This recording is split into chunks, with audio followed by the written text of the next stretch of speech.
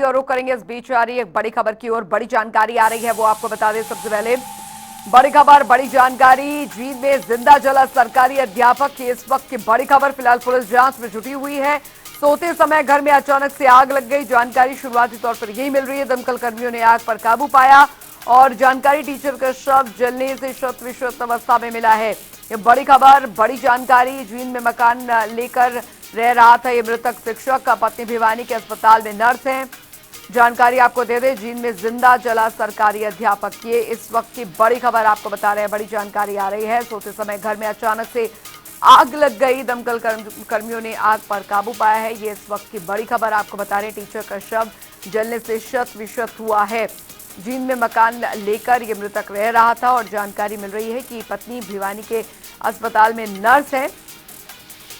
बड़ी खबर आपको बता दें, जींद में जिंदा जला सरकारी अध्यापक, ये बड़ी खबर। सोते समय घर में अचानक से आग लग गई और ये शिक्षक जो बताया जा रहा है वो जिंदा जल गया। दमकल कर्मियों ने आग पर काबू पाया है। टीचर का शव जलने से शत विशत हुआ है। सुनील पवार संवाददाता हमारे साथ इस बीच जुड़ गए हैं ज्यादा जानकारी के साथ। सुनील, फिलहाल जानकारी क्या अभी तक शुरुआती तौर पर मिल पा रही है कि आग कैसे लगी, और जब ये आग लगी तो शिक्षक के साथ क्या कोई और भी था, या कोई जानकारी पड़ोसियों से भी कोई पुलिस द्वारा पूछताछ की गई हो? जी बिल्कुल, एक बार घटना के बारे में बता देते हैं कि जो घटना है सुबह 5:45 के करीब की बताई जा रही है। पड़ोसियों ने जब देखा कि आग की लपटें हैं वो घरों से बाहर निकल रही हैं और बचाव बचाव की जो आवाज अंदर से आ रही है, उसके बाद से पड़ोसियों ने घर के अंदर जाकर पानी से आग बुझाने का काम भी किया, लेकिन जो आग की लपटें हैं वो काफी ऊंचाई तक थी। उसके बाद से फायर ब्रिगेड गाड़ी को भी बुलाया गया, लेकिन जब तक फायर ब्रिगेड गाड़ी ने आग को बुझाने का काम किया, तब तक जो अध्यापक था वो जो अंदर उसके वो जलने से उसकी मौत हो चुकी थी। और जो परिजन है उनको भी सूचित किया गया था। परिजन जो घर पर पहुंचे थे तो उन्होंने भी देखने के बाद जब उन्होंने बताया कि जो मैं यहाँ पर रह रहा था वो मास्टर था और उसके घरवाले भी मास्टर है, वो भी दूसरे जो डिस्ट्रिक्ट है वहाँ पर उनकी ड्यूटी थी और उनके 2 बच्चे हैं। और वो जो 2 बच्चे थे वो अपने उसकी माताजी के साथ ही वो वहाँ पर रहते हैं। और लेकिन अभी तक ये पता नहीं चल पाया है कि जो ये हादसा हुआ है इसका पीछे क्या कारण रहा है, किस वजह से ये हादसा घटा।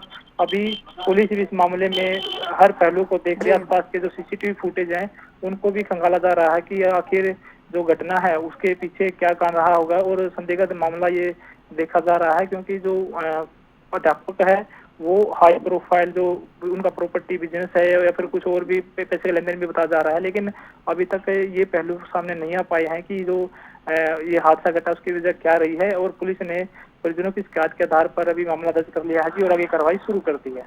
अच्छा सुनील, क्या पुलिस दूसरे एंगल से भी इस पूरे मामले को खंगाल कर देख रही है? क्या परिवार वालों से इसको लेकर पूछताछ की जा रही है? और आस पड़ोस के लोगों का क्या कुछ कहना है? क्या किसी तरीके का कोई आपसी रंजिश या इस तरीके का मामला था, और जब आग लगी तो लोगों को कब पता चला? जी बिल्कुल, जब परिजनों से बात की गई तो परिजनों का भी ये कहना है कि हमने जब आसपास के लोगों से इस घटना के बारे में बात की तो उन्होंने बताया है कि 12:30 बजे के करीब घर के अंदर से अब कोई आवाज आ रही थी बचाओ बचाओ की। तो हमने सोचा कि कोई परिवार के अंदर से ही कुछ बात हो रखी होगी, इसलिए किसी ने इंटरफेयर नहीं किया। लेकिन जब सुबह 5:45 के समय करीब जब ये देखा कि घर में आग लगी हुई है तो अड़ोसी पड़ोसी भी वहां पर पहुंचे थे।